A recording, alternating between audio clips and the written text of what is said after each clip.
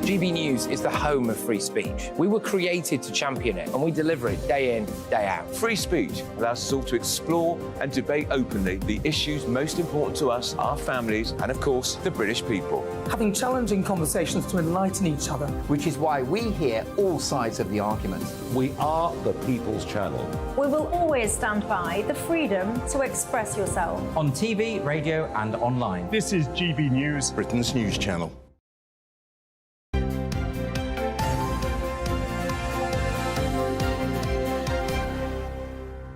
Let's look at the newspapers that we've got for you today. Dawn, Lisa and Oscar, red drop here, and a lot of politics over the front pages.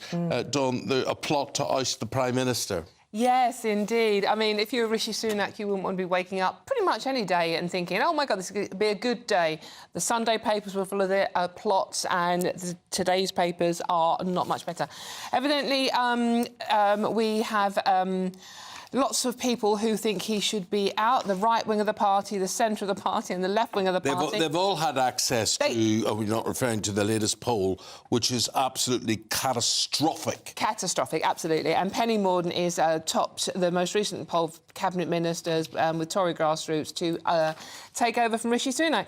And last night, they were so worried about the situation and the division in the party that they actually issued a statement saying the economy is turning a corner, hold your nerve, basically. Despite the polls, despite the dire rating, the only thing Rishi Sunak has got going for him is the economy does seem to be improving slightly. It did seem to grow in January, didn't it? Yes. And we've got inflation figures out this week. If he can ride through possible rebellion on the Rwanda bill, which is back in the Commons this week, might he be able to get things back on track, or is the writing on the wall for Sunak?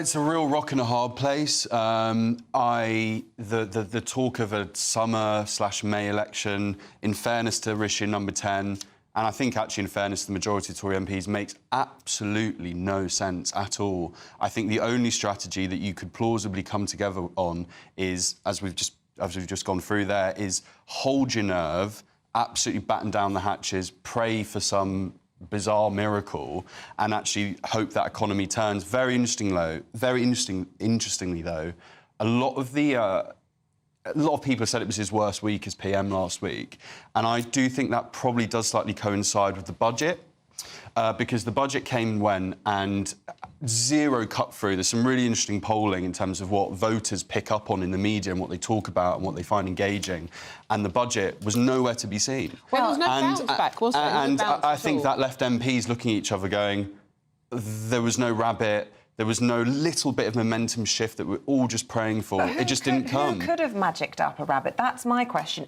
Is it? That's why I say rock and a hard place. Anybody can do it. He can spend what he wants. He can make the country go even more broke than it is. Well, exactly. Because he's got nothing else to lose. Where he does not grab it, where he does not get it. I watched Country File last night, as I do on a Sunday. What was their main item on last night? Terrible weather and the dentistry. Right. Areas, right? Now, basically, you look at something like dentistry, and I just cannot go into how bad the situation is. It's in the front of one of the papers. It's in the front of the Mirror. Oh, right, yeah. Dark Ages dentistry, they say, scale of horror revealed as 200,000 back a protest. You cannot get a dentist if you're outside a major city. It's all private dentistry, whatever, right? So either dentistry is part of the NHS or it's not. Sunak doesn't get what affects people's lives. He does all this nonsense that, figures inflation and all this nonsense, which does not impact on people's real day-to-day lives. I think you've absolutely nailed it there, Eamonn, because it's like, emotion. He can say, right, OK, the economy's improving, stick with it, da-da-da-da-da, and I think the last thing any of us need is another Prime Minister before an election. But we're not feeling any different. He's going, oh, it's improving, the economy's getting better, stick with me, I'm doing the right thing. But as you say, you can't get a doctor's appointment, you can't get a dentist appointment. Real people aren't feeling it. We're not feeling this, oh, the economy's getting better. Well, I'm still feeling pretty poor. Well, it's worth reminding everybody about Penny Mordaunt just really quickly. We do have a clip of her from Tory party conference, and you wonder whether... Oh, we've been told we don't have it. I did ask Cooper to have it ready for us this morning. When she said, stand up and fight. And the person next to you, stand up and fight. Stand up and fight. And it was just this really bizarre... Do we want somebody that comes out with words and rhetoric, or do you want somebody Penny who will Mordaunt's seat is... She's not guaranteed to win her seat. Yeah. So why would you appoint Penny Mordaunt as PM?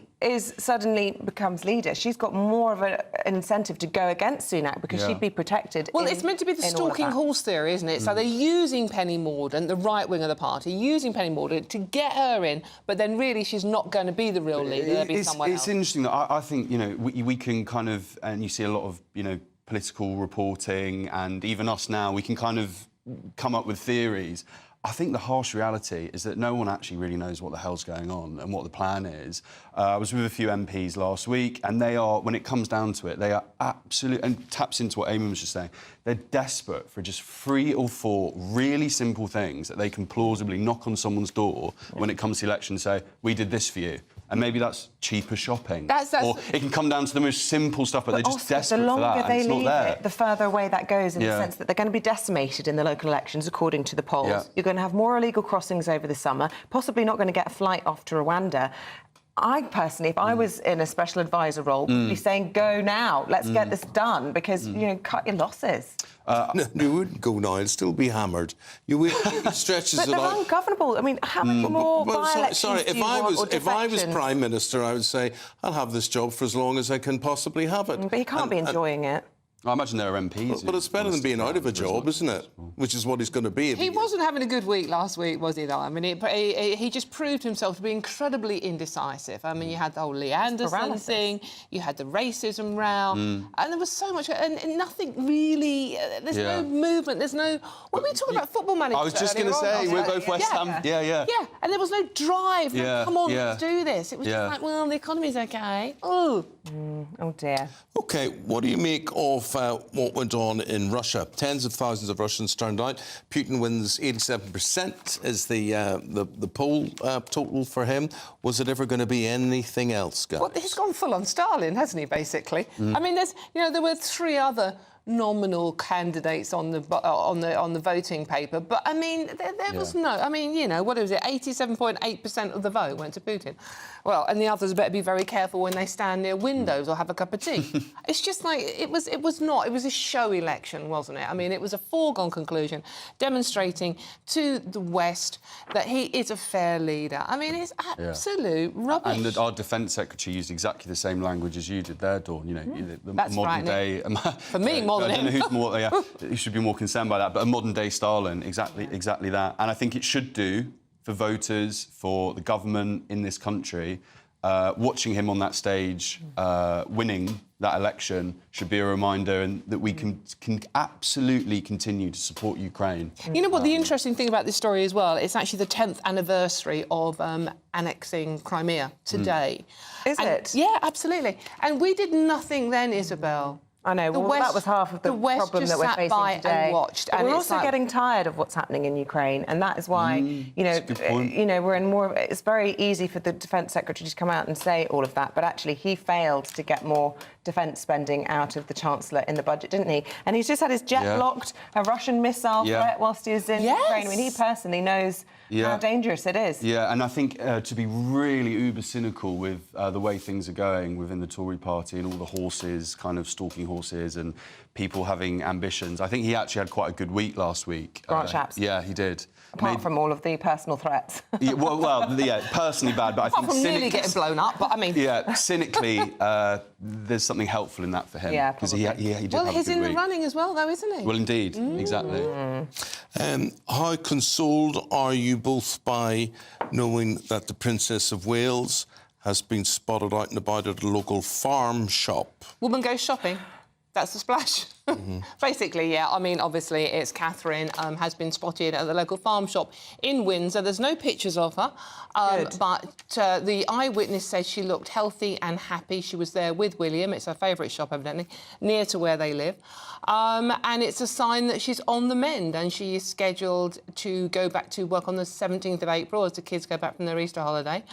And basically leave her alone. It's a typical... I think the story on the front page of The Sun is a typical puff from the palace saying, you know, she's doing fine. Can we just get rid of some of the rumours, the mad rumours that are going about Catherine's? Obviously, we had the Mother's Day picture last week. The one thing I would say, though, if I was working in the, comms for the royal family, I would find the use of the picture of Kate that isn't from the event in question. I think that was autumn 2023.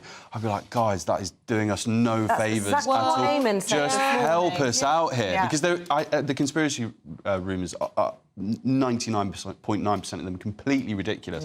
But that's just Well, what that picture is should they unhelpful. use? Because no one's seen her. Well, then don't have your big splash, or you know, just have some lovely words. And Oscar, what would you do if you were running comms? Oh, would you advise them to say something or to explain what's going on? Really, would it shut down or never complain, never explain? I think it's a really difficult balancing act. I think the great British people, despite a loud minority, are hugely supportive and loving of the royal family. And I think actually, if you do wish to communicate, you communicate really openly, in good spirit, and well and efficiently. And I think most of us would go, great, thanks a lot. We'll get on with our lives now, and we'll respect you. There's just been a bit of toing and froing that hasn't helped. Yeah, people, and I suspect that, you know, this is all to do with Kate's health. It's a personal matter, and they've wanted to keep it personal. And unfortunately, they haven't realised the appetite for information No, it's 'cause about the country her. loves her, ultimately. Yeah, it comes from a good place, but it's gone horribly wrong.